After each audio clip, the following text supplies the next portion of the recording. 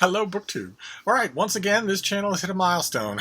Even though it was just a week ago, we've hit another one. We got to 7.5 thousand subscribers. 7.5 Q&A is what we're doing today. And as usual, I was bombarded with great questions, more of them this time than ever before. So I have no idea how many videos this is going to take. I will watch for the 30-minute mark for every one of these until we slog our way through them. But I want to start, of course, I'll start as I will finish by thanking you all. I joke about how there are too many mouths to feed and how I don't want any more of you, but this is tremendous fun. That you allow me the privilege of talking to you like this every day is tremendous fun. So I want to thank you ahead of time, and I'll try to remember to thank you at the end as well, if we ever reach it alive. So we're going to start. I've got the trusty iPad here. Let's see how many we can get through. Let's see. Turn the page. We'll start off with Turn the Page. Question 1. In the past, you have expressed your dislike of the Harry Potter series and books by John Green, all of which have been hugely popular. I'm not a fan of either series, I only use them as examples. In your opinion, why do bad books, and then in parentheses, subjective? I might add here that a book being good or bad is not subjective. Whether or not you like it is subjective, but it being good or bad is completely objective. And to say otherwise is not only to invalidate my own career of criticism, but also to invalidate any kind of evaluation of a book, including the ones you want to evaluate. Now, so your reaction to it is subjective. So that, why do bad books do so well? Well, usually because they're also easy. Although in the case of Harry Potter, there's also a juggernaut of personal nostalgia involved there that factored into the later books in the series, factored into the series for a decade afterwards, and that the author is doing her level best to destroy. But that factored in there as well. Same thing with Stephen King.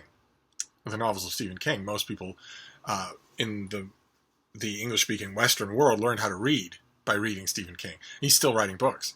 They learned how to read, they grew up, they hit puberty, they had their first love, they had their first marriage, they had their first divorce, they had their first novel manuscript, all while they were reading Stephen King.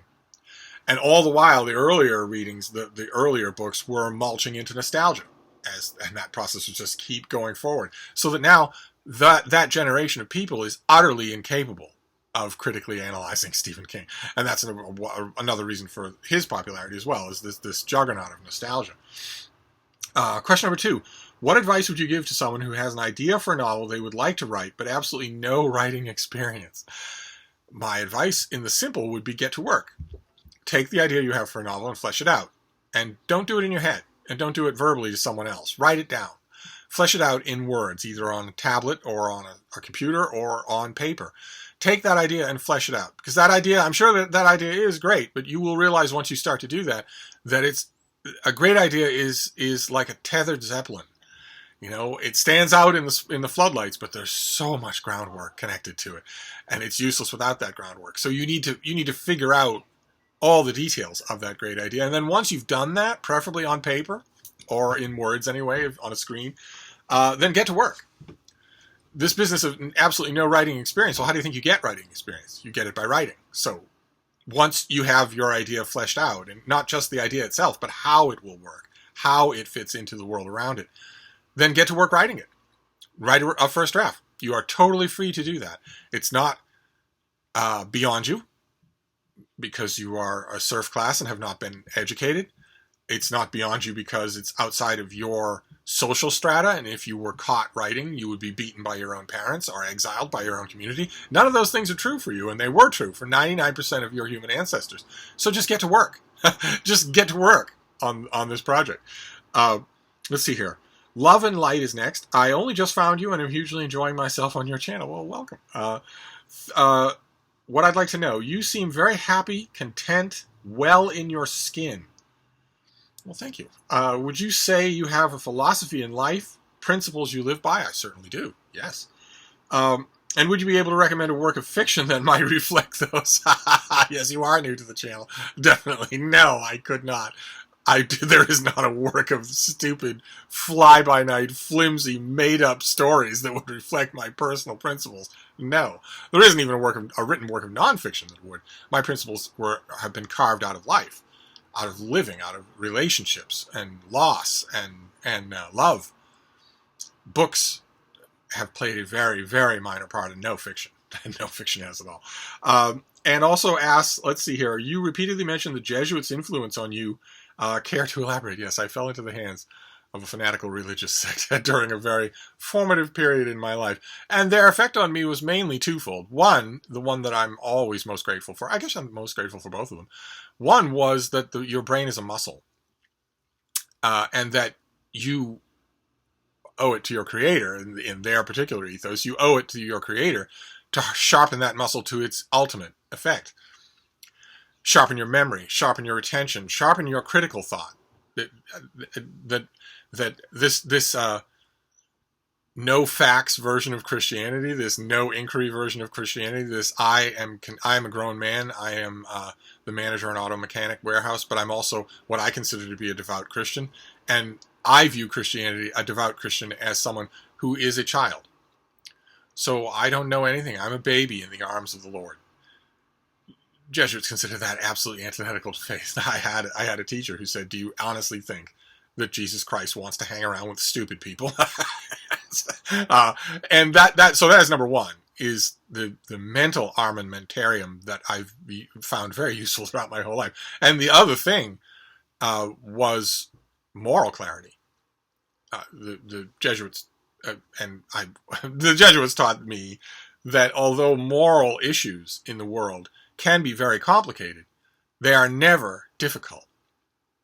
And that is entirely true. The difference between right and wrong is easy to see in any situation. And the whole gigantic apparatus of philosophical hair-splitting that has grown up around moral ambiguity is a bunch of hogwash. It is, in its essence, a group of people who are either trying to work out excuses for why they must not do the difficult right thing, or excuses for why they will do the easy wrong thing. But in either case, they know exactly what's right and wrong, and they knew it when they were 8. So I got those two things from the Jesuits: a pretty sharp brain and moral clarity. Alan asked, do you think it's reasonable for fans to be angry with George R.R. Martin for not completing The Winds of Winter? And more generally, are readers right to feel that they are owed something by writers? Okay, very interesting, because these questions play off each other. Generally speaking, no, readers are not entitled to expect anything from an author, especially representation. Especially that. Some author works on a new book for 2 years, you see it, and you think, well, I don't see anyone in here who has my skin color. I don't see anyone here who has, who doesn't have the use of their legs. I don't have the use of my legs. What kind of a monster are you? Why am I not in your book? That and anything like that, of course, is totally illegitimate for a reader to expect from a writer. Writers follow their own thing. Then they put their thing into the market and find out whether or not it's something that somebody wants to buy by whether or not somebody buys it. But Winds of Winter is different, right? Because this is a case where the author himself told you what to expect, where the author created that expectation in you, where this author has promised over and over again that he will finish this book. Over and over again, he's promised a deadline. He said when he will finish it, and he hasn't done it, and he's not going to do it. He's going to die sometime in the 2020s, and this book is going to be finished, and all the subsequent books are going to be finished by Brandon Sanderson or David Weber or somebody. And that is on George R.R. Martin. If at the very beginning, 10 years ago, when people were asking him, when's this next book coming out? If he didn't want to promise things, he could have said it'll be done when it's done. You don't ask an author that. But he didn't. And he never has. And he continues to do it. So in his case, yes, it is totally justified for fans to be angry that he is going to die of a heart attack before he finishes this series. Let's see here. Afflicted Reader says, forgive the morbidity of the question. Oh my. Does it involve my marriages to Deb? Where were you when you first heard of the 9/11 attacks? Oh my. What did you think was going to happen on a geopolitical level due to the attacks? Okay. All right. Ordinarily, I wouldn't. In normal, extremely large, heterogeneous gathering, I probably wouldn't do this because we live in the 21st century and we have allowed puritanical moral censors to have an enormous amount of power in daily life, an enormous amount of it. But there aren't any of them here. On this channel, we all seem to understand that you can come here as a haven from fake outrage. There's no fake outrage here. I don't do it, and you don't do it. And we mock it. That's what these puritanical moral censors do all day long, is fake outrage. None of the stuff that they claim to be angry about actually makes them angry. But they claim it anyway because they want to bully you. They want their way.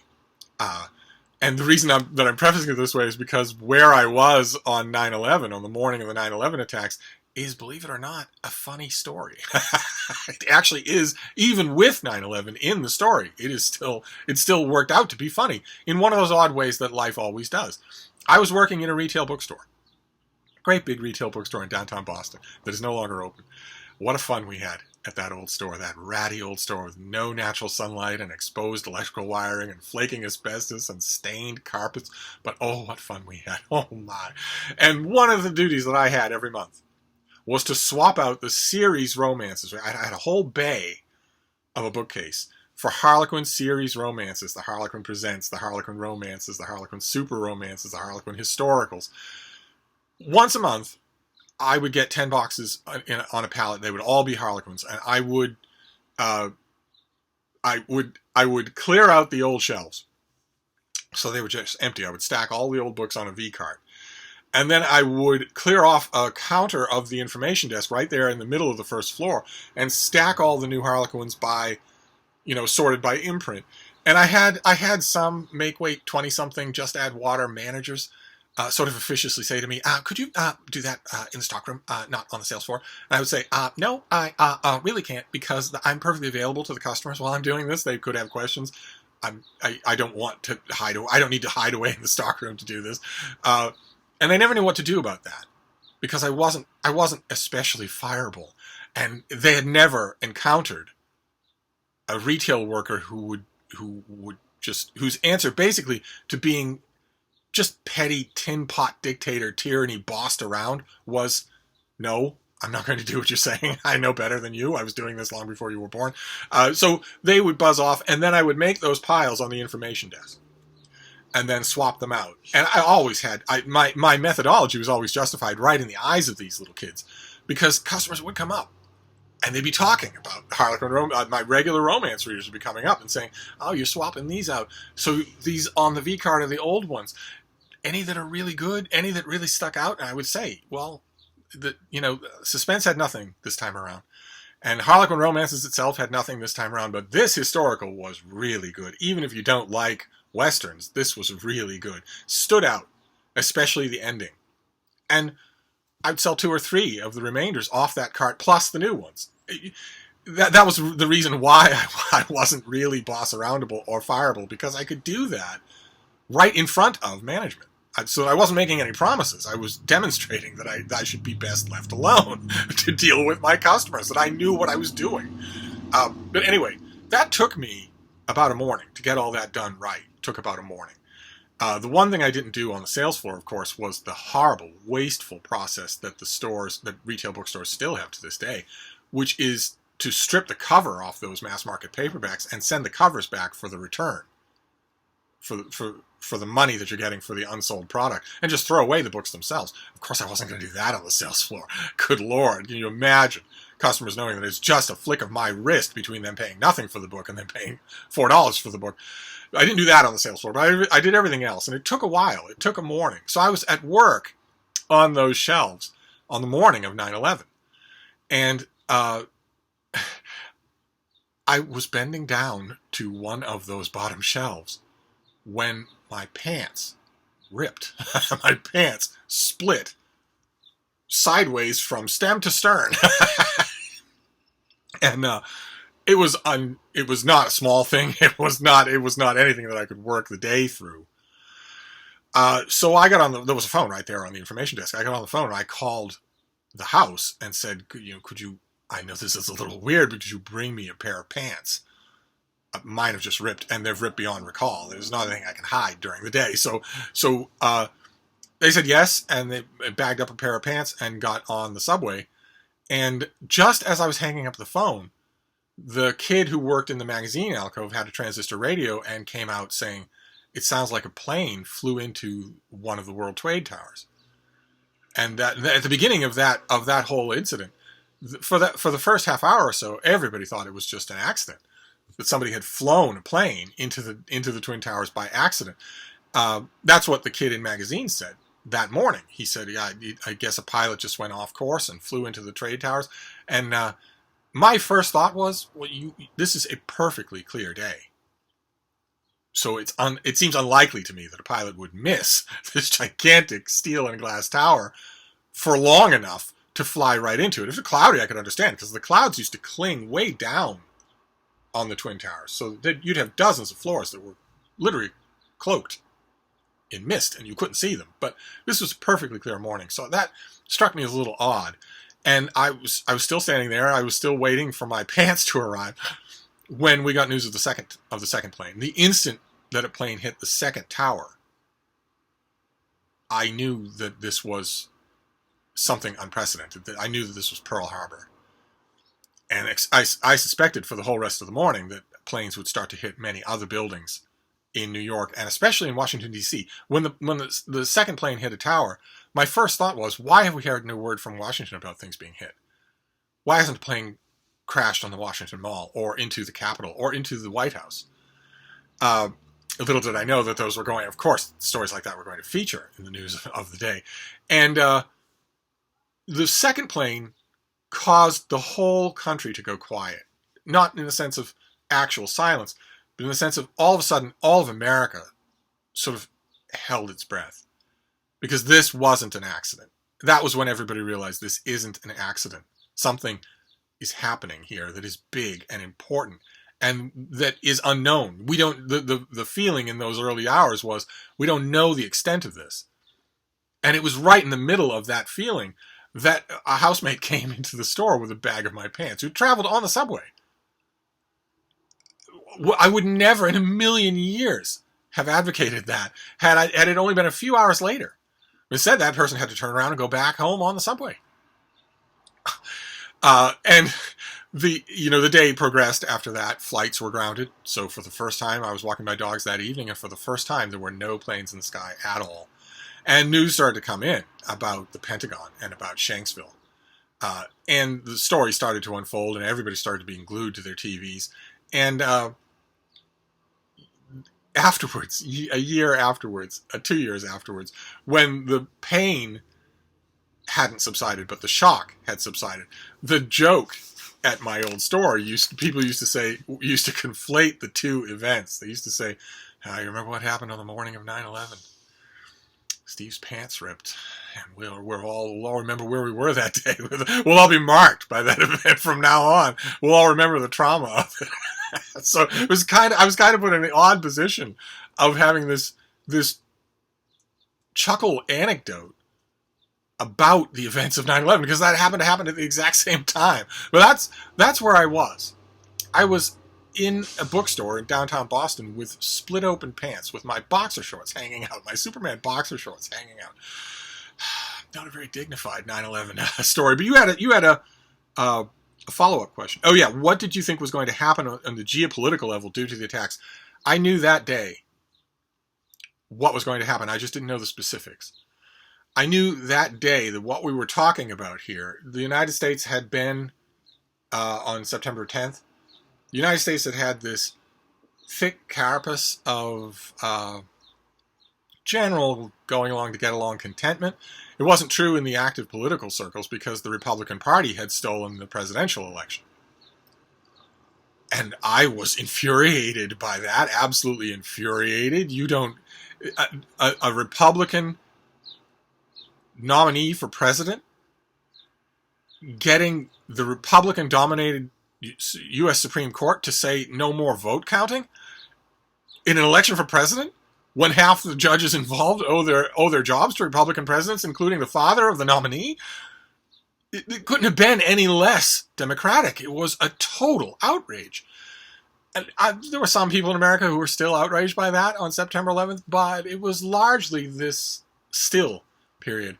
But the thing that I always pointed out to people is, a still period in a country that's devoting $2.5 billion annually to its military budget is an illusion. It is tension.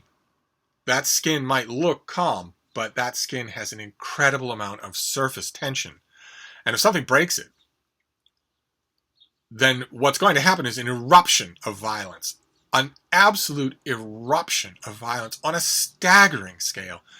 And as soon as I saw what the story was shaking out to be on 9/11, I knew that that eruption was coming.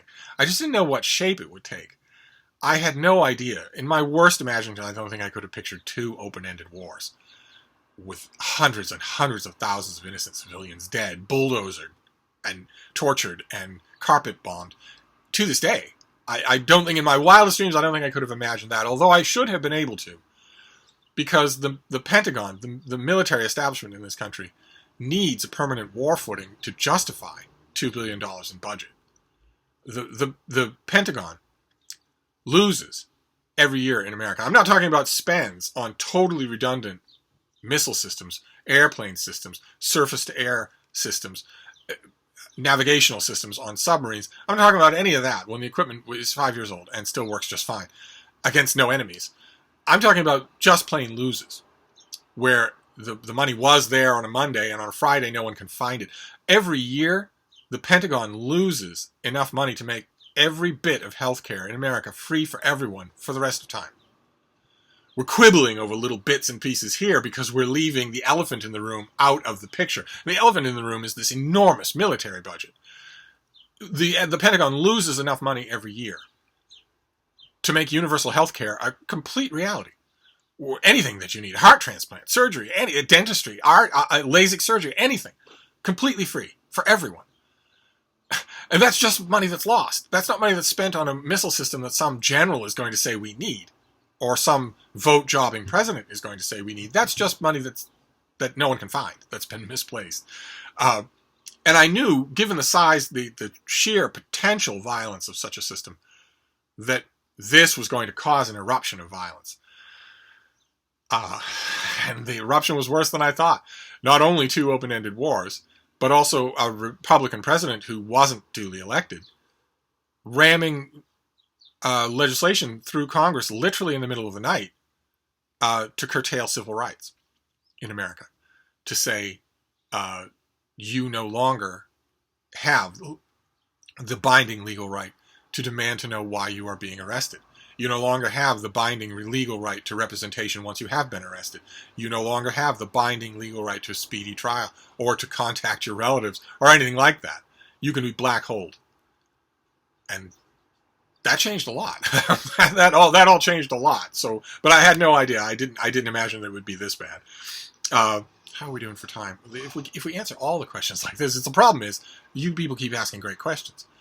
I'm blaming you for the fact that we're going to have 15 videos today. Chapter 21 says, you have repeatedly stated that fiction does not make you cry. However, on this channel, we saw you become very emotional, seemingly near to tears, when reading the final section of the Jungle books, Outsong in the Jungle. What other books can bring out that much emotion? Well, Outsong in the Jungle is a specific case, as is that memorial poem that Byron wrote to his dog.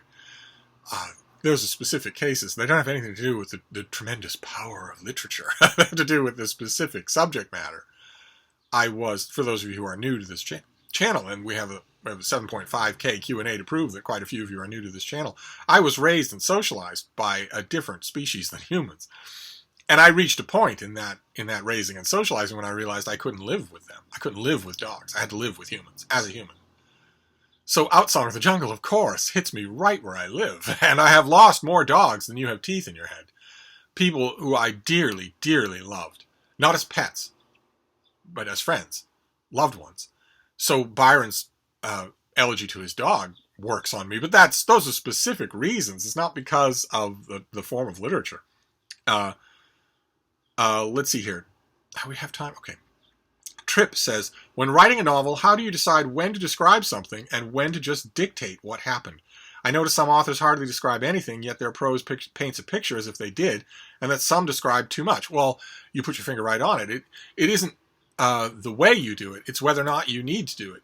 The action that you describe is the action that you have to describe, because if you don't describe it, it won't be clear.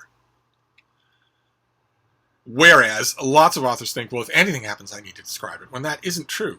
That actually isn't true.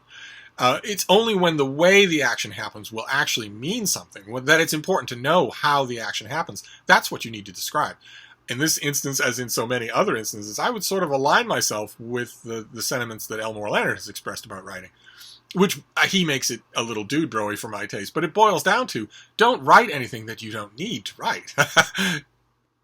Period. And that applies to describing action. Don't write anything that you don't need to write.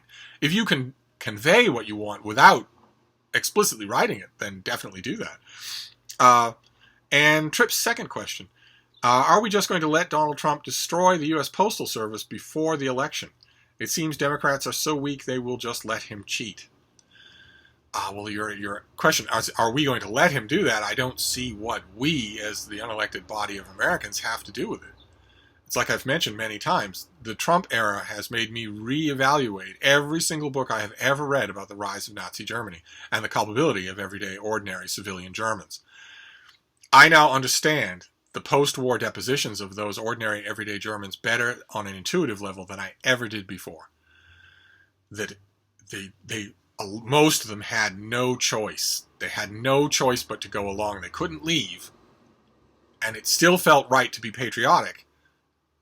And yet these things are happening that they wouldn't have had happen if they'd had the power to do it themselves. What can an ordinary person do about sorting machines being removed from postal services in key battleground states for the 2020 election? The ordinary person mostly doesn't even know that's happening, or the extent to which it is, and couldn't have any effect on it even if they did.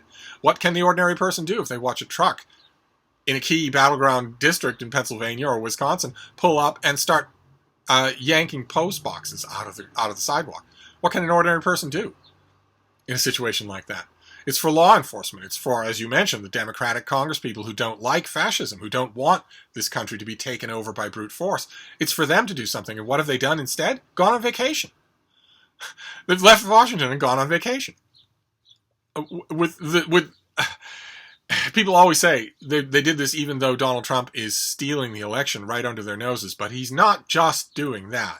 It's not just that he's stealing the election. Because it's not like once he wins, people are going to put those mailboxes back or those sorting machines back. It's not like once he wins, the idea of imposing a political strategist as the Postmaster General is suddenly going to go away. What he's doing isn't dismantling the Postal Service. It's that he's dismantling the American experience. He's dismantling the America that we knew in favor of an America that will come, that will be used by him and others, but that doesn't bear any resemblance to. And the people who could stop it from happening left office. They left town. They went on vacation. Weimar, Germany. They went on vacation.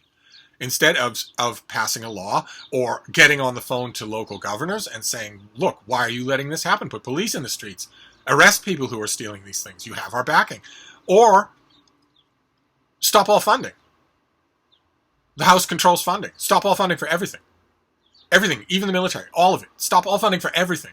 Dead in its tracks. You get nothing. You get no appropriations whatsoever. No money of any kind for anything. Even vital, essential services. It's all stopped, as of now, until we see physical proof that this is all changed. We want physical proof. We want video that this is all changed. That this is back to being safeguarded. Otherwise, you get no money for anything. The Democrats have the power to do that, and they left office. They left. They went on vacation. How they're going to enjoy those vacations, I have no idea. But so what we, the people, can do? Keep a journal. That's my advice to an ordinary person living through this change in America. Keep a journal. Future generations, future histories are going to want to know what you thought about this period. Okay, that's 30 minutes. We're going to stop there on a Debbie Downer note, but we'll be back for part 2.